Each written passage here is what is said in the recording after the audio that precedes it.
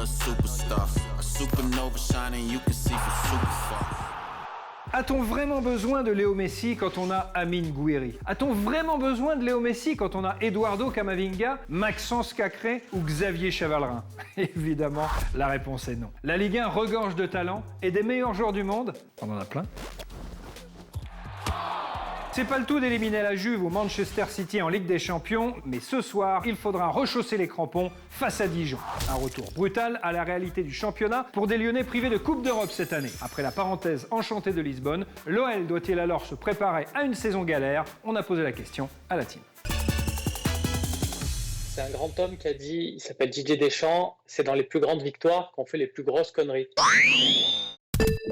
Lyon est capable de se démarquer sur des grosses affiches et de se foirer en championnat. Et donc, je peux pas croire qu'ils vont venir booster comme Jaja. Comment est-ce que tu réussis à joindre ces deux choses qui sont extrêmement différentes? On va dire un tournoi très prestigieux, qui a concentré l'attention, à une réalité, on va dire, un petit peu plus standard, classique. La réponse, elle est dans le jeu et dans ce qu'ils ont proposé en Ligue des Champions. Pour moi, si tu calques ça à la Ligue 1, c'est plus un boulet qu'autre chose parce que tu joueras pas comme ça en Ligue 1. Lyon, on va pas jouer le contre en Ligue 1. Je pense que l'expérience européenne est toujours positive. Le fait aussi d'apprendre à faire le dos rond dans les moments plus difficiles, c'est super important. Le parcours de l'OL en Ligue des Champions, une chance absolue. Ça a donné un élan positif incroyable dans le vestiaire.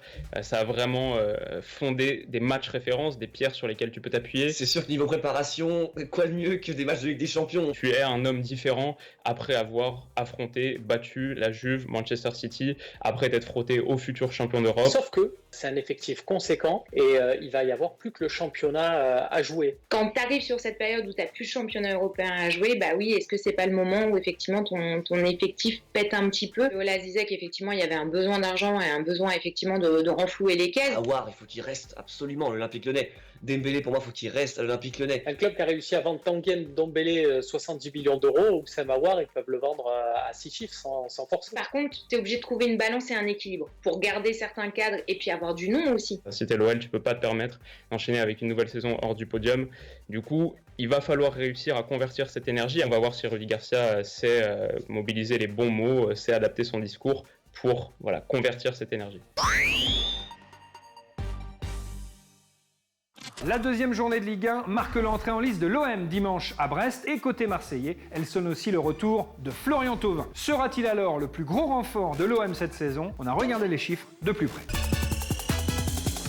Depuis son arrivée à l'OM, Florian Thauvin, c'est un gros buteur, une influence considérable sur le jeu de l'équipe et une régularité dans les performances. Et dans la coiffure en brosse avec beaucoup de gel. Entre 2016 et 2019, l'attaquant a été décisif à 83 reprises en 106 matchs de Ligue 1 avec 53 buts et 30 passes décisives au total. Une dynamique interrompue par une opération de la cheville la saison passée, 2 matchs seulement au compteur.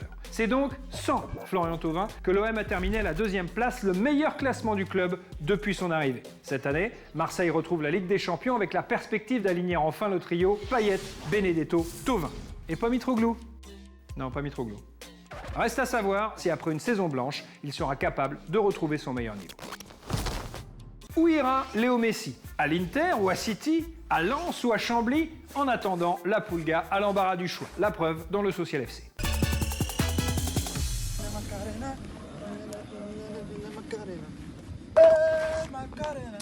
Boys Band, Insect et Shakira, c'est parti pour le Social FC. Messi, oula, tu pars de Barcelone. Sur la vie de ma mère, je me désabonne d'Instagram. C'est sûr, après Barcelone, Messi va signer en Ligue 1. Cette semaine, on l'a vu à Paris, à Marseille, à Lens, même à Rennes. Ah non, ce Messi, c'est celui de la communication du diocèse, désolé. Au final, pour Messi, direction Chambly. Le club de National va l'accueillir en grande pompe. Quand on va le présenter sur le parking du Leclerc, ça va être quelque chose. Champion ouais nous.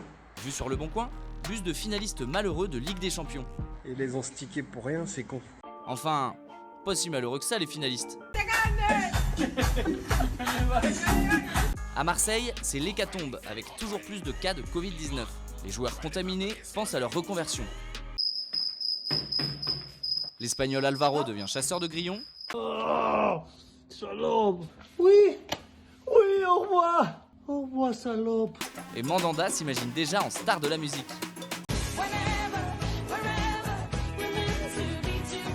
Les réseaux sociaux, c'est aussi des défis tout mignons mais un tout petit peu cons. Hein, Thiago Mendes? Wipe it down, wipe. C'est pas les Nantais qui diront le contraire. Qui est le plus tchatcheur? Pendant ce temps-là, sur les plages de Saint-Tropez.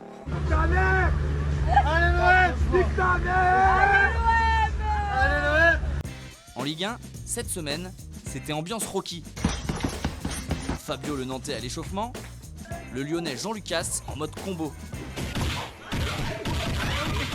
Fatality. En attendant, entre Lens et Ibiza, Neymar a fait son choix. Et dans le fond, même comme ça, on l'aime, notre Ligue 1.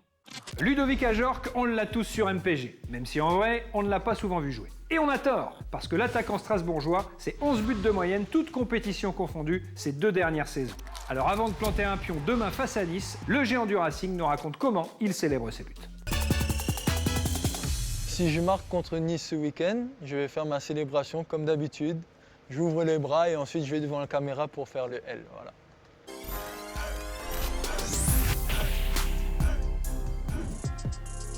Le fait de marquer, c'est surtout pour aider l'équipe. Si je marque et qu'on ne gagne pas par la suite, forcément, ça n'a pas la même saveur que si on gagne après. Donc, besoin de marquer, mais surtout besoin de gagner. À chaque fois que je marque, j'aime bien ouvrir les bras. J'ai beaucoup vu Guillaume Moirot faire ça. Et voilà, je suis réunionnais, donc forcément, j'ai un peu copié sur lui. Et après, j'ai ce geste-là. C'était contre Nantes à domicile. C'était mon premier but en Ligue 1 et ouais, je l'ai fait directement.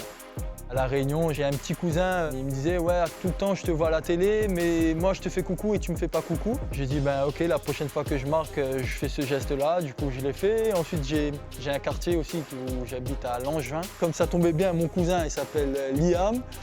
Mon quartier est Langevin. Et là, aujourd'hui, mon fils s'appelle Lenny. Donc finalement, ça regroupe un peu les trois et c'est pour ça que voilà, je le fais souvent. Et nous, on pensait à Ludovic. Non, du tout. Non, quand même pas. Tous les vendredis, on parle ballon avec Alpha Ibrahim dans Triangle, Rond, Croix, Carré.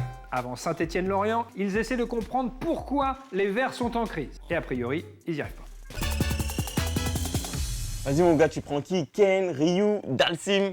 Je vais prendre Stéphane Ruffier, tu vas voir. Ah, vas-y, je prends Claude Puel.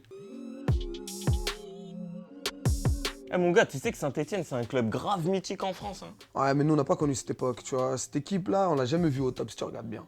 C'est des légendes. C'est comme le Loch Ness, Adil Rami en Coupe du Monde. Tu fais quoi, là? Je parle à ma meuf, gros. Ils ont quand même 10 championnats de France, mec. Je crois que les transferts à Saint-Étienne, ils sont encore payés en francs. Non, c'est le troc. Je te donne 20 kilos de blé, tu me donnes un villa, gros. Mais arrête d'accélérer pour rien, gros. Mais gros, t'es honte, toi. Tourne. Claude Puel, il est venu en mode Game of Thrones. Il veut virer tous les cadres. De Claude is coming, mon pote.